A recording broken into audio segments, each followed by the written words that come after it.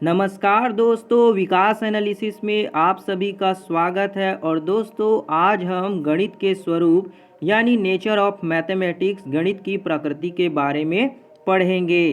तो चलिए दोस्तों, जल्दी से शुरू करते हैं।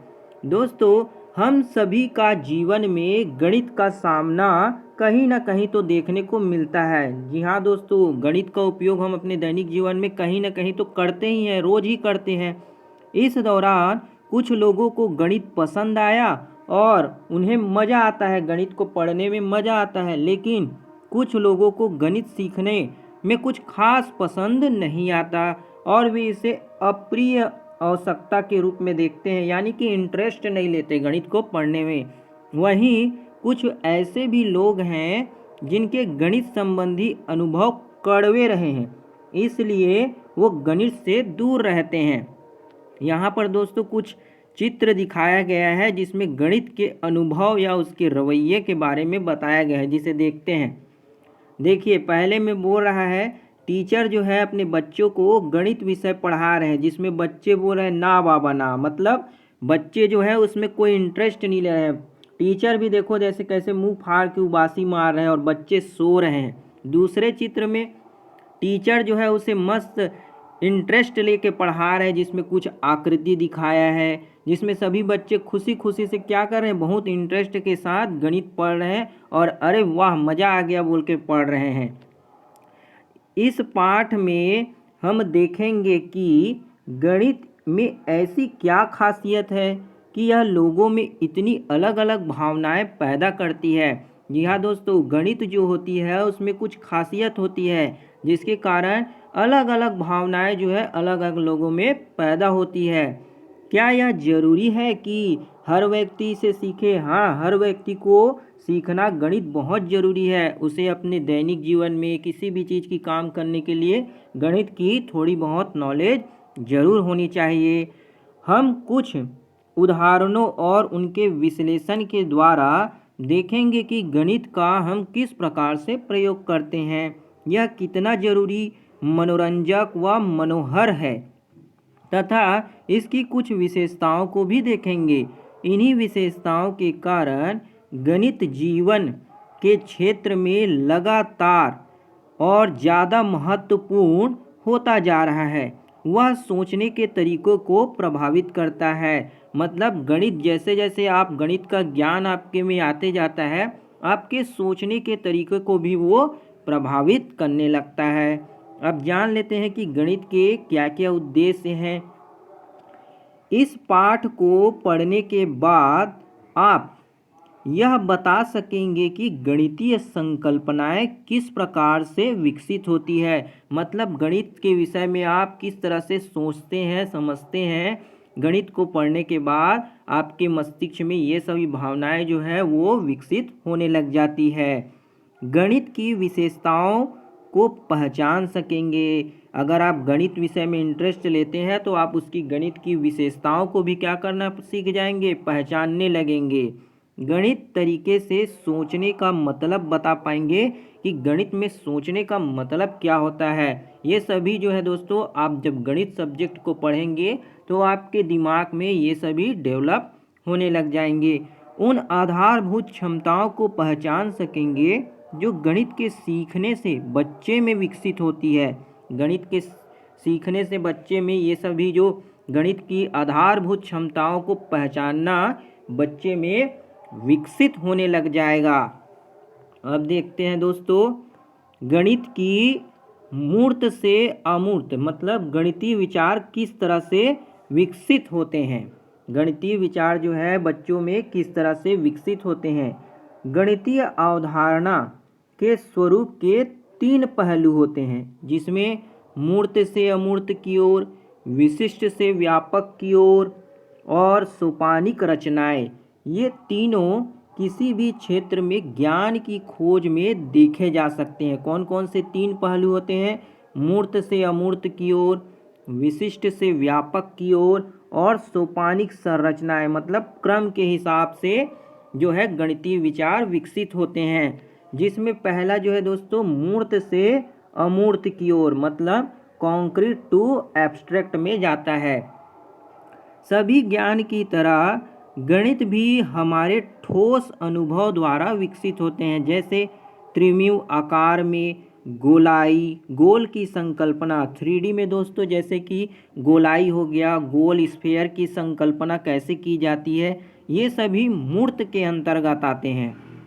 हम अपने चारों ओर कई तरह की वस्तु के देखते हैं। बच्चे भी अपने चारों तरफ कई तरह तरह की वस्तु देखते हैं और हम पाते हैं कि उनमें से कुछ वस्तुएं जैसे गेंद, तरबूज, संतरा, लड्डू में एक ही प्रकार की नियमितता होती है। यानी कि जो संतरा है, गेंद है, तरबूज है, लड्डू, ये गोल ही होते हैं, गोलाई ही संरचना होती है। और इस प्रकार हमारे दिमाग में गोलाई की अवधारणा धीरे धीरे बैठ जाती है, विकसित हो जाती है। जब किसी बच्चे को और उसी शेप में कोई दूसरा चीज़ दिखाया जाता है तो वह यह गोल है करके उसे पहचान लेता है। हम गोल वस्तुओं को उन वस्तुओं से अलग कर सकते हैं जो गोल नहीं है। अब गोल की अवधारणा बच्चों में बैठ गई है, अगर आप उसे चौकोन वाला कोई चीज़ दे देंगे तो वो बता देगा कि ये गोल नहीं है, भले वो उसके बारे में ना जानता हो, लेकिन उसके मन में अवधारणा तो बैठ गई है ना कि ये गोल नहीं है। गोलाई का गुण है जो सभी गोल वस्तुओं में होता है। इन वस्तुओं के अन्य गुणों जैसे जिन पदार्थों से वे बने होते हैं उनके आकार, उनके रंग संबंधित नहीं होते। अब बच्चों को आप गोल चीज़ दिखा देंगे तो वो उससे रंग क्या है, उससे किस चीज़ से मिलकर बना है, उससे उस बच्चे को क्या मतलब। बच्चा तो यही सोचेगा ना कि वो गोल चीज़ से मिलकर बना है, मतलब ये गोल दिखाई दे रहा है, तो उसके मन में गोल की अवधारणा धीरे धीरे बैठ जाती है। अवधारणा को उन मूर्त ठोस वस्तुओं से अलग करने लगते हैं जिनसे उसे प्राप्त किया गया हो। गोलाई के आधारभूत गुण के आधार पर हम गोले की अवधारणा को विकसित कर लेते हैं। एक बार जब यह अवधारणा बना लेते हैं तो गोले की बात करते समय हमें किसी विशेष गोल वस्तु के बारे में सोचने की ज़रूरत नहीं पड़ती। अब बच्चे को एक बार आपने गोल की अवधारणा के बारे में बता दिया तो उसे दूसरे चीज़ की सोचने की ज़रूरत नहीं है। जब भी आप उसे उससे रिलेटेड कोई वस्तु देंगे गोल दिखती हुई तो वो झट से अपना जवाब दे देगा कि ये गोल दिखाई दे रही है। हमने इस अवधारणा को मूर्त अनुभव से सफलतापूर्वक अमूर्त स्तर तक प्राप्त कर लिया। मने वस्तु बच्चों को ठोस रूप में दिखा करके हमने उसे किससे अमूर्त रूप में प्राप्त कर लिया। इस प्रकार हम लालपन की अवधारणा से प्राप्त करना सीख जाते हैं। लालपन मतलब छोटे रहते हैं बच्चे तब वो अवधारणा को सीख जाते हैं। लेकिन इस अवधारणा और गणितीय अवधारणा में एक बड़ा अंतर होता है। लेकिन जो अवधारणा और जो गणितीय अवधारणा होता है इनमें अंतर होता है। जैसे प्रत्येक गणितीय अवधारणा से अन्य गणितीय अवधारणाएं जनित होती है। मतलब हर एक गणितीय अवधारणा से एक दूसरी अवधारणा विकसित होती है। जैसे गोले की अवधारणा से संबंधित हम त्रिज्या, केंद्र, गोले का पृष्ठीय क्षेत्रफल, गोले का आयतन की अवधारणाएं जनित करते हैं। दूसरा कहता है संबंधित अवधारणाओं के बीच पूरी तरह अमूर्त औपचारिक संबंध के बारे में हम सोच सकते हैं। जैसे कि गोलय और उसके आयतन के बीच संबंध को देखिए, गोला कैसा है, उसके आयतन हम कैसे बता सकते हैं, ये सब के बारे में हम संबंध बनाने लगते हैं। चाहे गोले का आकार कुछ भी हो, वह किसी भी पदार्थ से बना हो, वही संबंध वही रहता है। गोले का आयतन सिर्फ उसकी त्रिज्या पर निर्भर करता है, चाहे गोला कितना भी बड़ा हो या छोटा हो। मतलब गोले के बारे में आपको उसकी कुछ प्रॉपर्टी जाननी है तो उसके त्रिज्या पर ही डिपेंड करेगा। चाहे गोला कोई भी रंग का हो, किसी भी पदार्थ से मिलकर बना हो, लेकिन त्रिज्या तो वही होगा ना भाई जो गोले का होगा। इस तरह हम मूर्त वस्तुओं से अमूर्त गणितीय अवधारणा प्राप्त कर सकते हैं। साथ ही हम और भी संबंधित अमूर्त विचार उत्पन्न कर सकते हैं। इसके साथ ही हम और बच्चे को और अच्छे से सिखाना शुरू कर सकते हैं, उनमें और भावनाएं, मतलब जो गणित से रिलेटेड या फिर उस गोले से रिलेटेड जो भी डेवलपमेंट करना चाहते हैं बच्चे में, उसमें हम डाल सकते हैं अमूर्त रूप में, और सैद्धांतिक रूप से हम उनके बीच संबंध का अध्ययन कर सकते हैं। ये अमूर्त गणितीय विचार हमारे दिमाग में बस जाते हैं। उन मूर्त अनुभव से स्वतंत्र जिनसे ये जनित हुए हैं, ये विचार बहुत सी संबंधित अमूर्त धारणाएं और उनके बीच के संबंध को क्या करते हैं, जन्म देते हैं।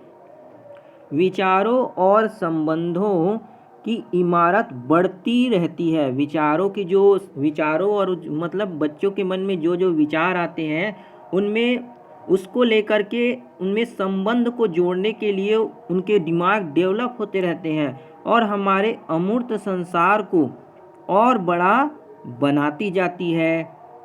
पहला कहता है प्रश्न कि क्या संख्या की अवधारणा भी इसी प्रकार विकसित हुई है? यदि हाँ तो कैसे? कमेंट करके बताइएगा दोस्तों, क्या संख्या की अवधारणा भी इसी तरह से विकसित हुई होगी?